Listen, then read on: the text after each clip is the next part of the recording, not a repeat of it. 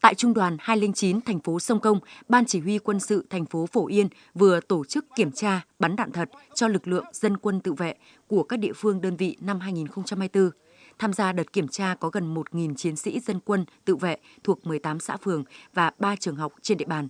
Nhờ quá trình huấn luyện được tổ chức chặt chẽ, chu đáo, nghiêm túc, các chiến sĩ dân quân đã thể hiện được quyết tâm cao, thực hành đúng tư thế, động tác, bình tĩnh tự tin, quyết tâm bắn giỏi. Kết quả, tỷ lệ khá giỏi đạt gần 60%. Qua kiểm tra giúp nâng cao kỹ năng sử dụng vũ khí trang bị, đặc biệt là bản lĩnh chính trị, ý thức sẵn sàng chiến đấu cho lực lượng dân quân trên địa bàn thành phố nhằm đáp ứng yêu cầu nhiệm vụ trong tình hình mới.